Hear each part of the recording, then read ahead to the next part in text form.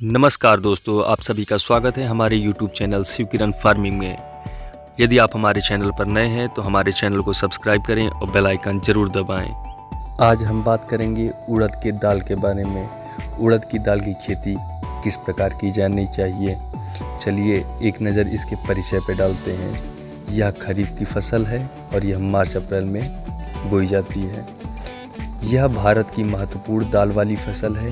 Protein और phosphorus acid का उच्च स्रोत है। यह दाल बनाने के काम आती है और नाश्ते के लिए ज़रूरी सामग्री है। भारत में उड़द मध्य प्रदेश, उत्तर प्रदेश, पंजाब, महाराष्ट्र, पश्चिम बंगाल, आंध्र प्रदेश और कर्नाटक में उगाई जाती है। पंजाब में यह 2.2 हज़ार हेक्टेयर क्षेत्रफल में उगाई जाती है।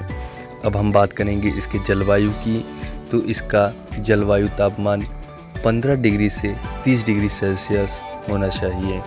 अब हम बात करेंगे इसके मिट्टी की। नमक वाली खारी मिट्टी, जल जमाव वाली मिट्टी भी उड़द की खेती के लिए उपयुक्त नहीं है। अच्छी वृद्धि के लिए कठोर दोमट या भारी मिट्टी जो पानी को सोख सके उसकी आवश्यकता होती है। अब हम बात करते हैं इसके प्रसिद्ध किस्में और पैदावार के बारे में। तो इसकी पहली किस्म है मास 338 के बारे में। यह छोटे कद की और कम समय लेने वाली फसल है जो कि खरीफ की ऋतु में उगाई जाती है। यह किस्म 90 दिनों में पक जाती है। प्रत्येक फली में 6 से 7 दाने होते हैं। यह किस्म चितकबरा, विषाणु रोग और पत्तों के धब्बों की बीमारी के सहने योग्य है। इसकी औसतन पैदावार 3.5 क्विंटल प्रति एकड़ है। अब हम बात करते हैं इसके अगले किस्म की, मास 114 की। यह छोटे कद की और कम समय लेने वाली फसल है जो कि खरीफ की ऋतु में उगाई जाती है। यह किस्म 85 दिनों में पकती है और प्रत्येक फली में 6 से 7 दाने होते हैं। इसकी औसतन पैदावार 3.7 क्विंटल प्रति एकड़ होती है। अब बात करेंगे इसके अगले किस्म की, मास 218 की। यह किस्म गर्मी की ऋतु में उगाई जाती है और कम समय वाली है। यह 76 दिन में पकती है। इसके दाने मोटे और काले होते हैं और हर फली में 6 दाने होते हैं। इसकी औसतन पैदावार 4 क्विंटल प्रति एकड़ है। अब बात करते हैं इसके अगले किस्म की, मास 414 की। यह किस्म गर्मी की ऋतु और कम समय लेने वाली है। यह 73 दिनों में पकती है। दाने मोटे, काले और प्रत्येक फली में 6 से 7 दाने होते हैं। इसकी औसतन पैदावार 4.3 क्विंटल प्रति एकड़ है। अब बात करते हैं इसके अगले किस्म की, मास 1008 के बारे में। यह किस्म गर्मी ऋतु की मुख्य फसल है और 73 दिनों में पकती है। यह किस्म चितकबरा रोग, विषाणु रोग और पत्तों के धब्बों की बीमारी के सहने योग्य है। प्रत्येक फली में 6 से 7 दाने होते हैं। इसकी पैदावार 4.6 क्विंटल प्रति एकड़ होती है। अब हम बात करते हैं इसके दूसरे राज्यों की किस्मों की, तो एक नज़र उस पर डालते हैं। पहली किस्म है टाइप 27 और दूसरी टाइप 56। तीसरी किस्म पूषा 1, चौथी पंत 430। इसकी अगली किस्म HPU 6।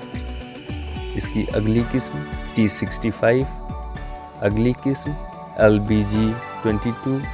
इसकी अगली किस्म LBG 402। इसकी अगली किस्म LBG 20। अब हम बात करेंगे इसके ज़मीन की तैयारी की। ज़मीन को भुरभुरा बनाने के लिए 2 से 3 बार जुताई करें। प्रत्येक जुताई के बाद सुहागा फेरें। खेत को नदीन रहित रखें। अब हम बात करते हैं इसके बिजाई की। बिजाई का समय, खरीफ की फसल के लिए बिजाई का सही समय जून के आखिरी सप्ताह से जुलाई का पहला सप्ताह है। गर्मियों की खेती करने के लिए इसका सही समय मार्च से अप्रैल महीना है। अर्ध पहाड़ी क्षेत्रों के लिए इसकी बिजाई 15 से 25 जुलाई तक की जाती है। इनकी फासला क्या है? खरीफ की फसल के लिए पंक्तियों में 30 सेंटीमीटर और पौधों में 10 सेंटीमीटर का फासला रखें। रबी की फसल के लिए पंक्तियों में 22.5 सेंटीमीटर और पौधों में 4 से 5 सेंटीमीटर का फासला रखें। अब बात करते हैं इसके बीज की गहराई की। बीज को 4 से 6 सेंटीमीटर गहरा बोएं। पहाड़ी इलाकों में बोई फसल की गुणवत्ता अच्छी होती है। अब बात करते हैं इसके बिजाई के ढंग की। बिजाई के लिए केरा या पूरा ढंग अपनाएं या इसकी बिजाई वाली मशीन से करें। अब हम बात करते हैं इसके बीज की मात्रा। खरीफ में बिजाई के लिए 7 से 8 किलो बीज प्रति एकड़ में प्रयोग करें, जबकि गर्मियों में बिजाई के लिए 19 से 20 किलो मोटे बीज प्रति एकड़ में प्रयोग करें। इसके बीज के उपचार की बात करते हैं तो बिजाई से पहले बीज को कप्तान या थीरम या मैनकोजेब या कार्बेंडाजिम 2.5 ग्राम से प्रति किलो बीज का उपचार करें और बाद में छांव में सुखाएं। रसायनों के बाद बीज को राइजोबियम 2 ग्राम से प्रति किलो बीज का उपचार करें। निम्नलिखित में से किसी एक फंगसनाशी का प्रयोग करें। फंगसनाशी कीटनाशी दवाई और उनकी मात्रा प्रति किलोग्राम बीज दर के हिसाब से। कार्बेंडाजिम 2.5 ग्राम, कप्तान 2.5 ग्राम, थीरम 2.5 ग्राम, मैनकोजेब 2.5 ग्राम प्रति किलोग्राम बीज की दर से ये कीटनाशी दवाई खेतों में पड़नी चाहिए। अब हम बात करेंगे इसके खाद की। खादें किलोग्राम प्रति एकड़ में यूरिया 11 किलोग्राम प्रति एकड़, एसएसपी 60 किलोग्राम प्रति एकड़ में पड़ेगी। अब हम बात करेंगे इसके तत्व की किलोग्राम प्रति एकड़ में। नाइट्रोजन 5 किलोग्राम प्रति एकड़, फास्फोरस 10 किलोग्राम प्रति एकड़। बिजाई के समय nitrogen 5 kilo, 11 kilo urea, phosphorus 10 kilo, 60 kilo single super phosphate की मात्रा प्रति एकड़ में डालें। अब हम बात करेंगे इसके खरपतवार नियंत्रण की। खेत को नदीनों से बचाने के लिए 1 या 2 बार गुड़ाई करें और पहली गुड़ाई बिजाई के 1 महीना बाद करें।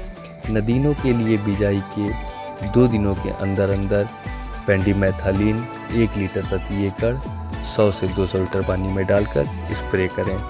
अब हम बात करेंगे इसके सिंचाई की।